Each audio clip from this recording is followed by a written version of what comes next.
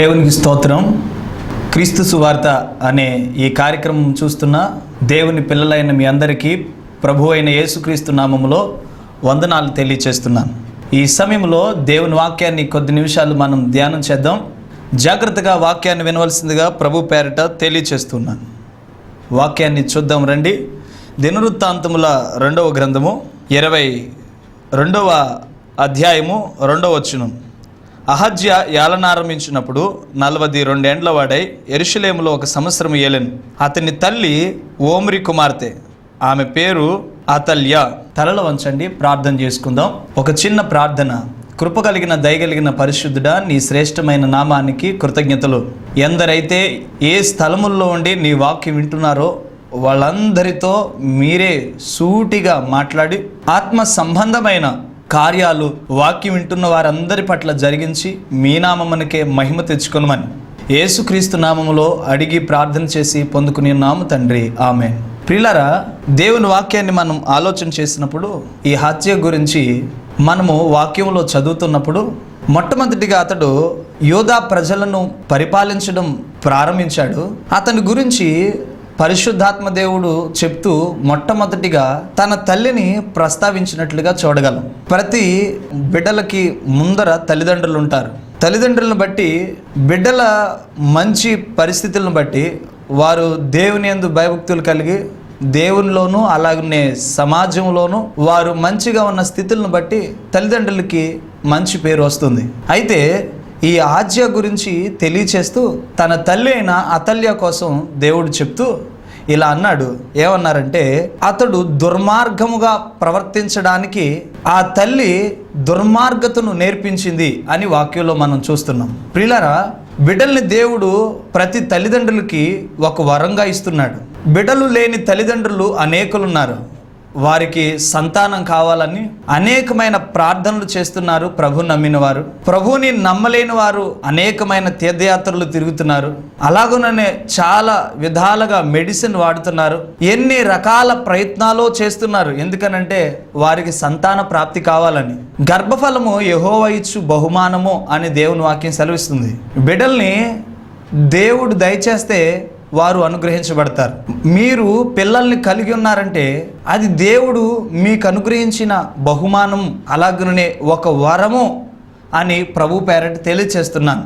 బిడ్డలను కలిగిన తల్లిదండ్రులైన మీరు ఆ పిల్లల్ని ఒక శ్రేష్టమైన రీతిలో పెంచే అనుభవాలు తల్లిదండ్రుల్లో కనబడాలి. సమాజం చూస్తూ ఉంటే ఈ రోజుల్లో చాలా చెడ్డదిగా కనబడుతుంది. యెషయాకి దేవుని ప్రత్యక్షత కలిగినప్పుడు దేవుడు మాట్లాడుతూ ఉన్నప్పుడు, అయ్యో నేను అపవిత్రుణ్ణి అని అంటూ ఇలా అంటాడు.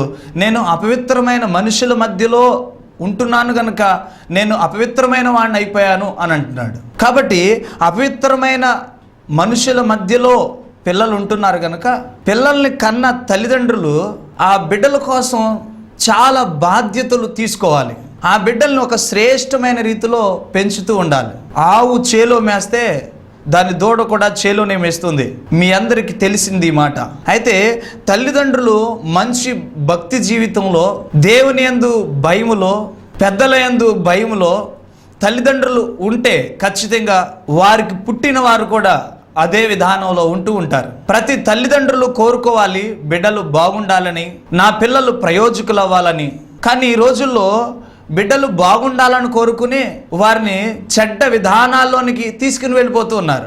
చెడ్డ కార్యాలు వారు చేసేటట్లుగా వారికి ప్రోత్సాహాన్ని కలిగిస్తూ ఉన్నారు. సినిమాలు చూపిస్తూ అవి లేనిపోయినవి వాటిలో డ్యాన్స్లు వేస్తుంటే వీరి పిల్లలు కూడా అలా చేయడానికి వారికి నేర్పిస్తూ ఉన్నారు. బూతులు తిడుతూ ఉంటే ఆ బూతులు పిల్లలకు కూడా నేర్పిస్తున్నారు. ఇంకొకసారి అనరు నాన్న అంటున్నారు. ప్రియులరా, ఇప్పుడు చిన్నవాళ్ళప్పుడు చెడ్డ కార్యాలు నేర్పిస్తున్నారు. వాళ్ళు పెద్దవాళ్ళైన తర్వాత మీకు చాలా ప్రమాదం అని ప్రభు పేరట తెలియచేస్తున్నాను. వారిని చిన్న వయసులో నుండి చాలా భయములో, దేవుని భక్తిలో పెంచాలి. ఒక వ్యక్తి వేటకు వెళ్ళాడు. వెళ్ళి ఆ వేటలో ఒక పులి పిల్ల దొరికితే దాన్ని చిన్న పిల్లగా ఉంది కాబట్టి దాన్ని జాగ్రత్త చేసి ఇంటికి తీసుకొచ్చాడు. దాని స్వభావాన్ని పూర్తిగా మార్చడానికి దానికి పాలుని పట్టిస్తూ అతడు మాంసం వైపుగా దాని దృష్టి మళ్ళకుండా మంచి ఆహారం ఇస్తూ దాన్ని పోషిస్తూ ఉన్నాడు. ప్రియులారా జాగ్రత్తగా వినండి. అలాగున కొన్ని రోజులు గడిచిన తర్వాత ఈ వేటగాని కుర్రవాడు ఆడుకుంటూ పడిపోతే కాలుకు దెబ్బ తగిలింది. దెబ్బ తగిలితే ప్రియులారా రక్తం కారుతుంది దెబ్బ నుండి. వెంటనే ఆ పులి పిల్ల వచ్చి, అది పులి అయిపోయింది, పెద్దది అయిపోయింది, వచ్చి ఆ రక్తపు వాసన చూసి దాన్ని నాకింది. ఎంత పాలేసి పెంచితే మాత్రం, ఎన్ని విధాల దాన్ని సంరక్షిస్తే మాత్రం దాని స్వభావం పోతుందంటారా? పోనే పోదు. వెంటనే దెబ్బ తగిలి బాధపడుతున్న ఆ కుర్రవాడిని పట్టుకుని చీల్చి చంపేసింది. ప్రియులారా జాగ్రత్తగా వినండి. స్వభావం చెడ్డదైనప్పుడు ఎన్ని విధాలుగా మీరు చేయాలనుకున్నా వారు మార్చబడరు. వారికి మంచి స్వభావం రావాలి అనంటే మీరు మంచి స్వభావం గలవారై ఉండాలి అని ప్రభు పేరట తెలియచేస్తున్నాను. మీరు మంచి స్వభావం గలవారై మీ బిడ్డల్ని మంచి స్వభావంతో పెంచినప్పుడు వారు సమాజంలోనూ సంఘంలోనూ అన్ని మేలుకరమైన జీవితాన్ని జీవించి ఆశీర్వాదకరమైన బ్రతుకుతారు. కాబట్టి మీ బిడ్డలకి దేవుని గురించిన విషయాలు నేర్పించాలి అని ప్రభు పేరట తెలియచేస్తున్నాను. అయితే మరి మీ బిడ్డలకి ఏమి నేర్పిస్తున్నారు? మీ బిడ్డల్ని వాక్యం చదవడానికి ప్రోత్సాహపరుస్తున్నారా? మీరు దేవుని మందిరానికి వెళ్తారు, మీ బిడ్డలు దేవుని మందిరంలో ఉంటున్నారా? జ్ఞాపకం చేసుకోనండి. ఈరోజు హాలిడే కదా మమ్మీ, హాలిడే కదా డాడీ, నేను సినిమాకు పోతాను, మీరు దేవుని మందిరానికి వెళ్ళండి అని చెప్పి మీ పిల్లల్నేమో సినిమా హాల్కి పంపిస్తున్నారు, మీరేమో దేవుని మందిరాలకు పంపిస్తున్నారు. మొక్కై వంగన్నది మ్రానై వంగుతుందా అంటారు. చిన్న మొక్కప్పుడే సరిచేసి దాన్ని ఉంచితే అది పెద్ద అయిన తర్వాత స్ట్రైట్గా ఉంటుంది, నిదానంగా ఉండగలుగుతుంది. ఒకవేళ చిన్న మొక్కప్పుడే దాన్ని వంగిపోయినట్లు ఉంచితే అది వంగిపోయినట్లే కనబడుతుంది. మీ పిల్లలకి చిన్ననాటి నుండి మంచి వాటిని నేర్పిస్తూ ఉంటే ఖచ్చితంగా వారికి మంచి స్వభావాలు అబ్బుతాయి. వారు మంచి జీవితం జీవించగలరు, మంచి ప్రవర్తన కలిగి ఉండగలరు అని ప్రభు పేరట తెలియచేస్తున్నాను. మీ పిల్లలని దేవుని కృపలో పెంచండి, వారికి దేవుని భయమును నేర్పించండి, వారు పాటలు పాడడానికి ప్రోత్సాహపరచండి, వాయిద్యములు దేవుని సన్నిధిలో వాయించడానికి వారిని ప్రోత్సాహపరచండి. వారు దేవుని కృపలో వర్ధిల్లడానికి వారిని అన్ని విషయాల్లో ప్రోత్సాహపరచండి. వారు దేవుని కృపలో వారి భవిష్యత్ కాలంలో ఆశీర్వాదకరంగా దీవెనకరంగా ఉంటారు అని ప్రభు పేరట తెలియచేస్తున్నాను. మంచి విషయాలు నేర్పించవలసిన ఒక తల్లి, మంచి విధానాలు నేర్పించవలసిన ఒక తల్లి తన కుమారునికి దుర్మార్గత నేర్పిస్తుంది, చెడ్డ వాటిని నేర్పిస్తుంది, దుర్మార్గుడిగా ఎలా ప్రవర్తించాలో నేర్పిస్తుంది. ఎంత భయంకరమో ఒకసారి ఆలోచించండి. అలాంటి తల్లిదండ్రులు లేరంటారా? ఖచ్చితంగా ఉన్నారు. బిడ్డల జీవితాల్ని తల్లిదండ్రులే చేతులారా పాడు చేస్తున్న తల్లిదండ్రులు చాలామంది ఉన్నారు. మీ బిడ్డలను అలా పెంచబోకండి. సమాజంలో చీడపురుగులాగా మీ బిడ్డల్ని చేయబోకండి. సమాజానికి దేవునికి ఉపయోగపడే వ్యక్తులుగా మీ పిల్లల్ని తీర్చిదిద్దండి. దేవుడు అప్పుడు ఖచ్చితంగా మిమ్మల్ని హర్షిస్తాడు, మిమ్మల్ని కటాక్షిస్తాడు. మిమ్మల్ని, మీ పిల్లల్ని, మీ కుటుంబాన్ని దేవుడు దీవిస్తాడు. అలాగున మన పితరులందరూ తమ పిల్లల్ని దేవుని యందు భయభక్తులు కలిగి పెంచారు. అబ్రహాము తన కుమారుడైన ఇస్సాకును దేవుని భయంలో పెంచారు. కాబట్టి తండ్రి వృద్ధాప్యంలో తండ్రి మాట వినగలిగాడు. కాబట్టి మీ పిల్లలు మీ మాట వృద్ధాప్యంలో వినాలి అనంటే మీ బిడ్డల్ని దేవుని భయభక్తుల్లో పెంచాలి. చిన్ననాటి నుండి వారిని దేవుని త్రోవల్లో పెంచినప్పుడు వారు మంచి విధేయత నేర్చుకోగలరు. దావీదు చిన్న వయసు నుండి దేవుని యందు భయభక్తులు కలిగిన వ్యక్తి గనుక దావీదు జీవితం ఎంతో శ్రేష్టమైన రీతిలో ఆశీర్వదించబడింది. గనుక మీరు కూడా మీ పిల్లలను కూడా ఈ విధంగా పెంచండి. కానీ ఈ అతల్య అనే ఈ స్త్రీ అతని భయంకరమైన రీతిలో పెంచడం ప్రారంభించింది, దుర్మార్గత నేర్పిస్తూ రెండో విషయాన్ని మీకు నేను తెలియచేస్తున్నాను.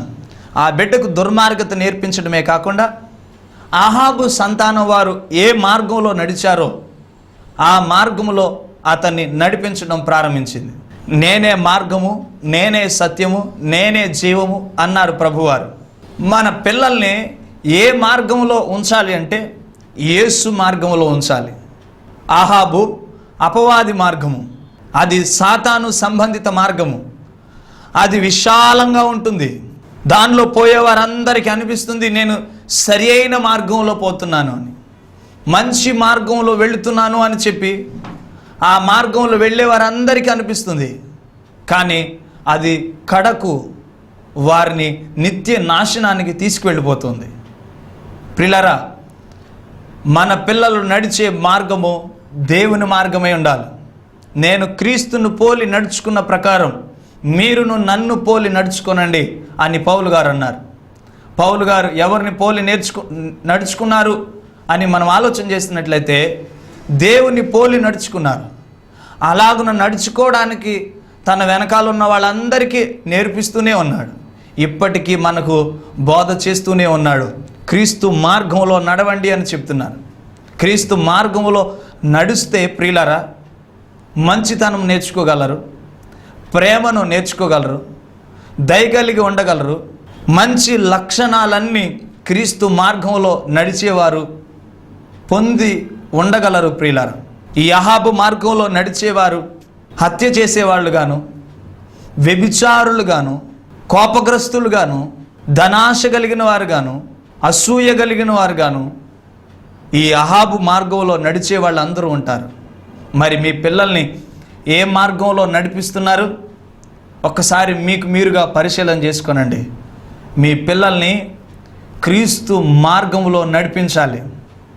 ఒక తల్లిదండ్రులు ఉన్నారు, వారు దేవుని కృపలో వర్ధిల్లుతూ ఉన్నారు. అయితే తన బిడ్డకు చెప్పారు, ఇదిగో ప్రభువారు ఈరోజు పలానా ప్రాంతంలో తాను శ్రేష్టమైన బోధను చేయబోతున్నారు గనుక నువ్వు ఆ ప్రాంతానికి వెళ్ళు అని చెప్పి ఆ తల్లిదండ్రులు ఆ చిన్నవాడిని యేసు ప్రభువారు బోధ చేసే ప్రాంతానికి పంపించారు. అతడు యేసును వెతుక్కుంటూ మార్గంలో పోతూ యేసును కనుగొని యేసు ప్రభువారు చెప్తున్న మాటల యందు లక్ష్యముంచాడు.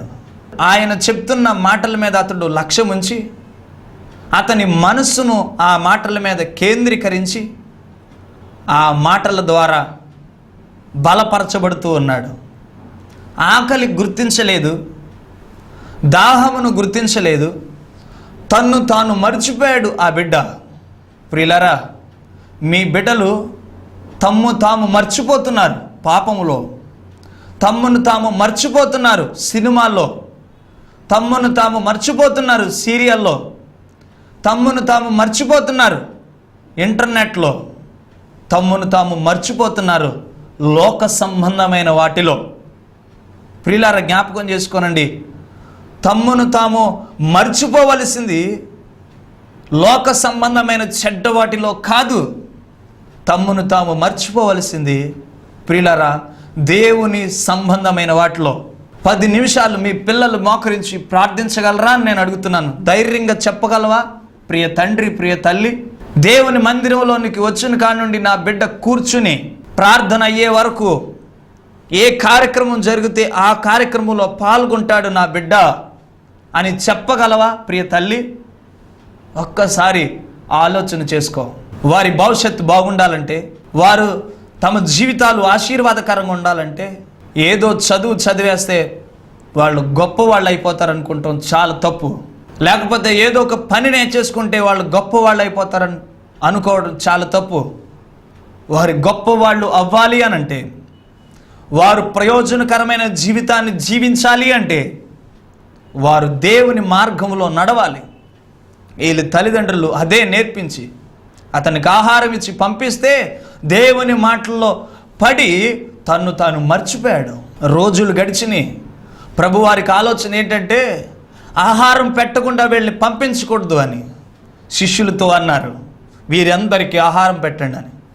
అయితే వాళ్ళు అన్నారు, ఇంతమందికి అరణ్యంలో ఎక్కడయ్యా ఆహారం పెట్టేది అని అంటే పిలుపు ఒక చిన్న కుర్రవాడిని తీసుకొచ్చాడు. ఆ చిన్న కుర్రవాని దగ్గర ఉన్న 5 రొట్టెలు 2 చిన్న చేపలు ప్రభువారికి ఆ సమయంలో ఉపయోగపడింది.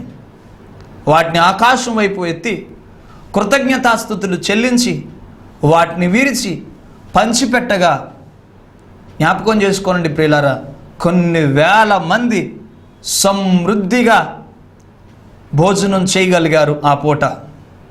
దాని అంతటికి కారణం ఎవరో చెప్పమంటారా? ఒక చిన్న బిడ్డ. ప్రియులారా, మీ బిడ్డలు కూడా అనేకుల ఆకలిని వారి ఆహారం ద్వారా తీర్చేవారుగా ఉండాలి. అటువంటి వారిగా మీ బిడ్డలు తయారవ్వాలి. అనేకులు ఆకలితో అలమటిస్తున్నారు, ఆకలి బాధతో తట్టుకోలేకపోతున్నారు. అది నేను చెప్పేది కడుపుకు తినే ఆహారంతో గురించిన మాటలు కాదు. నేను చెప్పే మాటలు వారు ఆత్మకు సంబంధించిన ఆకలి. మీ బిడ్డలు ఎవరైతే ఆత్మకు సంబంధించిన ఆకలితో బాధపడుతున్నారో వారి ఆకలి తీర్చే బిడ్డలుగా ఉండాలి. దేవుని వాక్యమును ప్రకటించే బిడ్డలుగా ఉండాలి. దేవుని పని కొరకు వాడబడే బిడ్డలుగా ఉండాలి. మీరు నేర్పించాలి మీ బిడ్డలకు దేవుని కొరకు గొప్ప వాటిని చేయడం, దేవుని నుండి గొప్ప వాటిని ఆశించడం నేర్పించాలి. అలా నేర్పించినప్పుడు దేవుని కొరకు గొప్ప కార్యాలు చేసే వ్యక్తులుగాను, దేవుని నుండి గొప్ప వాటిని పొందుకునే వ్యక్తులుగాను మీ బిడ్డలు ఉంటారు. అలా ఉండాలంటే ఖచ్చితంగా మీరు దేవుని మార్గంలో మీ పిల్లల్ని పెంచాలి. దేవుని మార్గంలో మీ పిల్లలు ఉన్నప్పుడు వారు మేలుకరమైన జీవితాన్ని జీవించగలరు. వారు భవిష్యత్తులో శ్రేయస్కరమైన శ్రేష్టమైన ఆశీర్వాదాలు అనుభవించగలరు. దేవునిలో కూడా వారు గొప్పవారై ఉంటారని ప్రభు పేరట తెలియచేస్తున్నారు. కానీ ఈ తల్లి తాను దేవుని మార్గంలో ఆ బిడ్డను పెంచలేదు. ఎవరి మార్గంలో పెంచింది అని మనం ఆలోచన చేస్తే ఆహాబు మార్గంలో పెంచింది. కాబట్టి ఆహాబు సంతానం వారు ఎలాగున చెడ్డగా జీవించారు, చెడ్డగా బ్రతికారో, చెడ్డగా ప్రవర్తించారో అలాగుననే ఇతడు కూడా ప్రవర్తించాడు. అలాగుననే ఇతను కూడా జీవించాడు. అదే జీవితం కొనసాగిస్తూ ఉన్నాడు. అంతేకాదు ప్రియులరా, తన తల్లి చెడ్డ లక్షణాలు నేర్పించడమే కాకుండా తనకు ఆలోచన చెప్పేవారు కూడా చెడ్డ ఆలోచనలు తీసుకొచ్చారు. యవనస్తులారా, నా తోటి సహోదరులారా, దేవుని సేవకునిగా దేవుని మాటలు మీకు నేను తెలియచేస్తున్నాను. ఒక యవనస్తుడుగా, ఒక యవన సహోదరిగా ఉండి ఈ మాటలు వింటున్నారేమో. మీరు స్నేహం చేసే స్నేహితులు కూడా మంచి వాళ్ళై ఉండాలి. ఎందుకనంటే మీరు మంచి వాళ్ళే, మీరు మంచి పద్ధతుల్లో ఉన్నవాళ్లే, మంచి కుటుంబ పద్ధతులు కలిగిన వారే. అయితే మీ చెడు స్నేహాలు మీ ఆలోచనలు మార్చేస్తూ ఉంటాయి. ఈ అహజ్యకి ఆలోచన చెప్పేవారు కూడా సరి అయిన వారు కాదు. ఆలోచన చెప్పేవారు సరి అయిన వారు లేకపోవడం ద్వారా కూడా ఇతనికి నాశనం కొని తెచ్చిన వారయ్యారు. ప్రియులారా, చాలామంది ఆలోచనల వల్ల నాశనం అయిపోతూ ఉన్నారు, వారికి నాశనం తెస్తూ ఉన్నారు. నేను చాలా మార్లు ఈ మాట విన్నాను. ముంజికాయలు తిన్న వాళ్ళని పట్టుకోరంట, కానీ మూరలు తిన్న వాళ్ళని పట్టుకుంటారంట. ప్రియులారా, తప్పు చేసిన వాళ్ళు సాధారణంగా చాలా సమయాల్లో తప్పించుకుంటూ ఉంటారు. కానీ ఏమి అన్యం పుణ్యం ఎరగని అనేకుల మీద ఆ నిందలు పడుతూ ఉంటాయి. కాబట్టి మనం ఎవరితో స్నేహం చేస్తున్నాం అన్నది ఒక్కసారి పరిశీలన చేసుకోవాలి. అవిశ్వాసితో విశ్వాసికి జోడి లేదు, చీకటికి వెలుగుకి సంబంధం లేదు. అలాగనే లోకస్తులతో, లోక సంబంధమైన కార్యాలు చేసి చెడు కార్యాలు చేసే వ్యక్తులతో మీరు స్నేహం చేయడం ద్వారా మీ కుటుంబానికి అవమానం తెచ్చిన వారు అవుతారు, మీ జీవితాల్ని నాశనం చేసుకున్న వారు అవుతారు. కాబట్టి మీ స్నేహం చాలా మంచిదిగా ఉండాలి. ప్రియులారా, దావీదుకి ఒక కుమారుడు ఉన్నాడు. ఆ కుమారునికి ఒక చెడ్డ ఆలోచన, ఈ చెడ్డ ఆలోచనతో ముందుకు వెళుతూ ఉండగా మనిషి రోజు రోజుకి చిక్కుపోతున్నాడు. అతని ముఖంలో కల కనబట్ల, కొళ్ళేమో లోతుకు వెళ్ళిపోయాయి, శరీరమేమో చిక్కుపోయిన పరిస్థితులు. అతని ముఖం చూస్తుంటే రోజు ఉన్నట్లుగా లేదు. అతనికి ఒక స్నేహితుడు ఉన్నాడు. ఆ స్నేహితుడు వచ్చి, ఒరే నువ్వు రాజకుమారుడు అయి ఉండి ప్రతిరోజు నీ ముఖం కలగా కనబడుతూ ఉండాలి, ప్రతిరోజు నువ్వు చక్కగా సంతోషంగా ఉండాలి, కానీ నీ హృదయంలో ఏదో బాధ ఉన్నట్టు విచారంగా కనబడుతున్నావు, ఏంటి సంగతి అని అడిగాడు. ఏమీ లేదు, తామారు మీద నా కనుదృష్టి ఉంది, నా మనసు ఉంది అని అతని చెడ్డ ఆలోచన స్నేహితుడు తెలియచేశాడు. వెంటనే సరి అయిన స్నేహితుడైతే చేసే ఒక పని ఏంటో చెప్పమంటారా? ఒరే నువ్వు ఆలోచన చాలా చెడ్డదిరా, అది నాశనం చేసేదిరా అని అనాలి.